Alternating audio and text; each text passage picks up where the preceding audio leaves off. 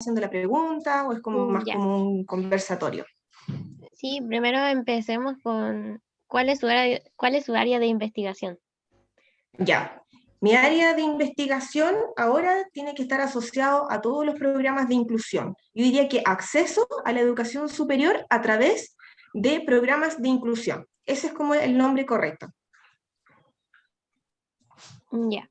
Pero, ¿antes ha tenido otras áreas o esa siempre ha sido Sí, su área? la del magíster, bueno, yo tengo un magíster en liderazgo y gestión educativa. Y esa área fue asociada a la comunicación, el liderazgo y la comunicación.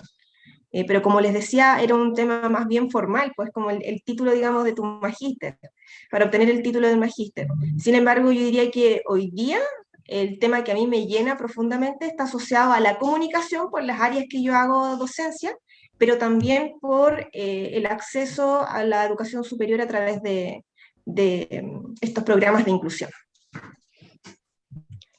Ya, profesora, gracias. Y la segunda pregunta, ¿cuál es el enfoque metodológico o paradigma de sus investigaciones? A ver, cuando hice la tesis, digamos, asociada a la comunicación, al liderazgo y comunicación, la metodología estuvo asociada a buscar qué se está diciendo hoy día de comunicación. Primero, buscar información actualizada.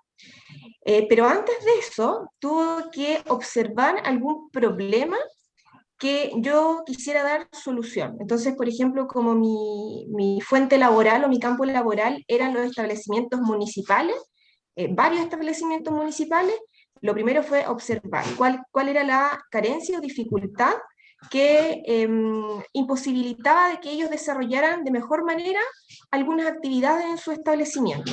Y ahí yo observé que tenían problemas de comunicación, que habían tensiones. Por ejemplo, había tensión entre profesor-estudiante, entre los mismos estudiantes, entre a lo mejor los directores con sus pares, con sus profesores, ¿ya? Y en ese contexto, entonces lo primero fue definir cuál es el problema.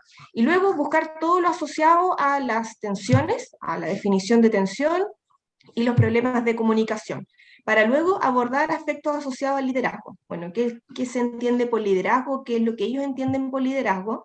¿Cuál es la percepción que tienen de su propia comunicación? ¿Ya? Eso por un lado asociado al área del liderazgo y comunicación. Y ya desde el punto de vista de inclusión, que es lo que hoy día me tiene como más metida. Chiquilla, ¿me dan un minuto? Voy a sacar a mis perritas que están metiendo un poco de ruido. Bueno,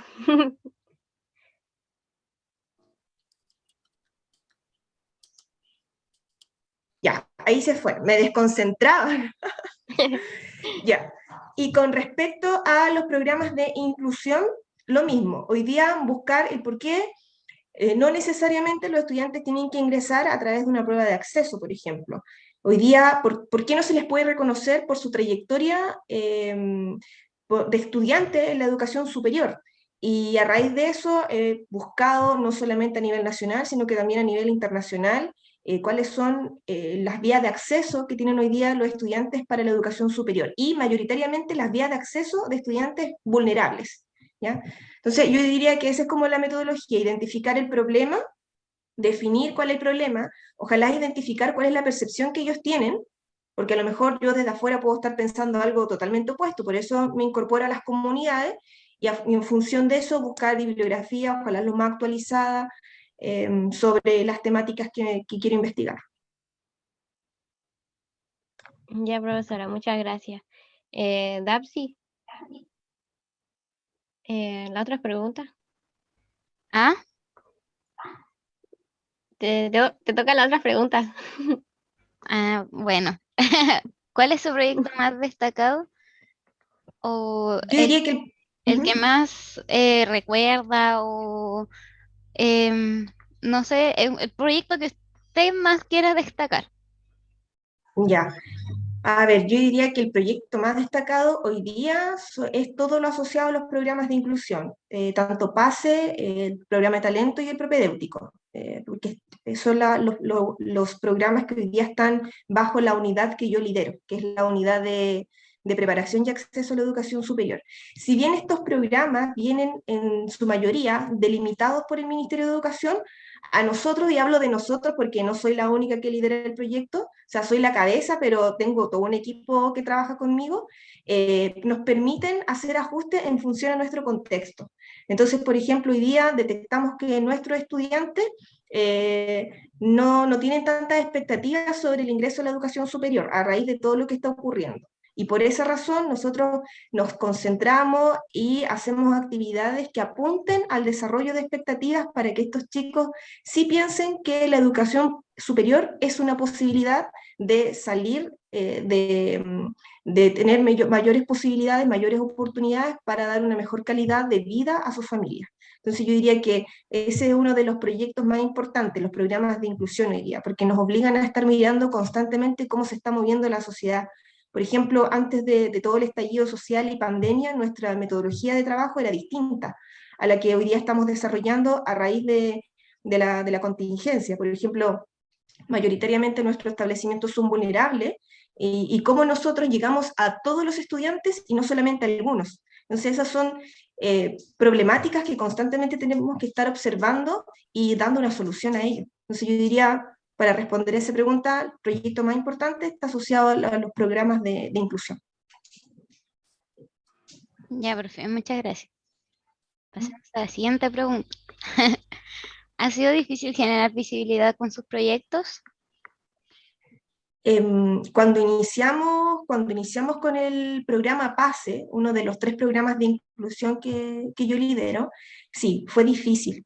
¿Por qué? Porque nadie creía que se podía ingresar a la educación superior solo con las notas de enseñanza media y cumpliendo con 3 requisitos más, que era rendir la PSU en ese entonces, haber cursado tercero y cuarto medio en un liceo PASE y a rendir las actividades del programa. Todos decían, no, esto es falso, no están mintiendo. Y nadie creía. Entonces, ahí tuvimos que, en conjunto con el equipo, trabajar con las comunidades educativas. Cuando hablo de comunidad educativa, tuvimos que trabajar desde el profesor, estudiante, hasta los padres y apoderados, porque nadie creía en esto. Ya, una vez que el programa se concretó e ingresaron los primeros estudiantes a la universidad, también nos costó visibilizar el programa en la universidad. ¿Por qué? Porque los chicos y chicas que ingresaban a este programa venían con un sello, PASE, y entraban, entre comillas, en desmedro en función de estudiantes que ingresaban a la educación superior a través del puntaje de la PSU en ese entonces. Y había un juicio también asociado a ellos. Ah, es que no son buenos, son malos y se van a ir de la universidad. Afortunadamente el tiempo nos ha dicho lo contrario y a raíz de que las estadísticas nos dicen que estos chicos, claro, el primer año eventualmente les va a costar porque vienen de un contexto muy distinto al de otros estudiantes.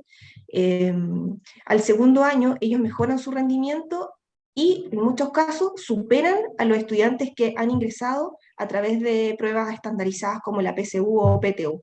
Entonces, eso ha significado tiempo de recopilar la información, los antecedentes, generar credibilidad y mostrar con datos duros que efectivamente estos programas sí sirven y sí son significativos para cambiar la oportunidad y el entorno de lo que comúnmente están acostumbrados los chiquillos. Muchos de ellos, y también lo digo, muchos de ellos, como son de establecimientos técnicos, dicen, ah, yo salgo de cuarto medio, tengo mi título, me voy a trabajar inmediatamente, que es lo que finalmente apuntan estos establecimientos. Y nosotros llegamos con estos programas de inclusión y les decimos, oye, pero mira, ojo, tienes esta oportunidad porque eres muy bueno académicamente en tu establecimiento. ¿Por qué no la aprovechas? Y ahí hacemos un cambio de paradigma, porque ahora mostramos otras posibilidades a los chiquillos. Entonces, todo eso, si yo les digo, si ustedes preguntan, ¿ha sido fácil? Ha sido tremendamente difícil porque ha significado que primero los programas se posicionen, me entreguen resultados, y ahí con ellos recién he podido ir, no sé, muchas veces puerta en puerta, literal, hablando de los programas y evangelizando, como a mí me gusta decir, porque en verdad ha sido eso, para visibilizar que el programa sí es efectivo, sí sirve y que es muy significativo para todos los estudiantes que han entrado a través de estos programas de la educación superior. Ya, profe. Fue bastante interesante esa respuesta. Ya, ¿tiene algún proyecto en marcha en la actualidad? En la actualidad, Sí, tengo un proyecto, no está asociado para nada a la inclusión, está asociada a la comunicación,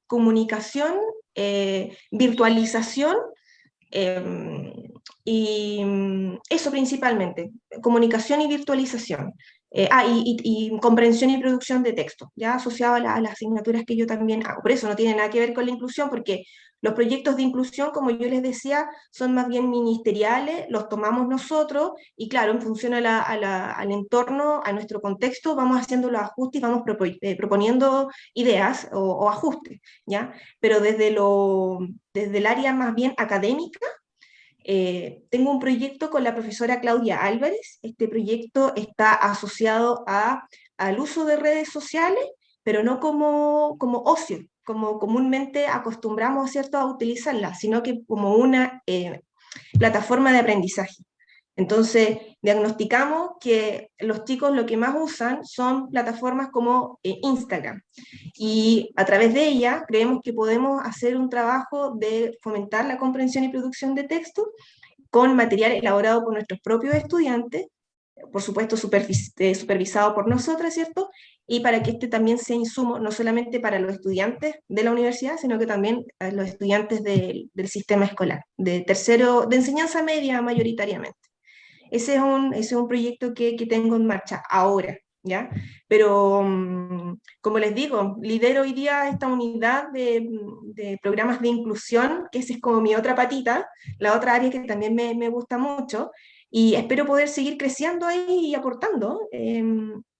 Por ejemplo, me encantaría, y esto todavía no hay nada escrito, pero me encantaría poder aperturar, por ejemplo, estos programas de inclusión a los chicos hoy día que pertenecen al Sename, a raíz de todo esto que está ocurriendo, que son chicos tremendamente pasados a llevar y vulnerados en sus derechos.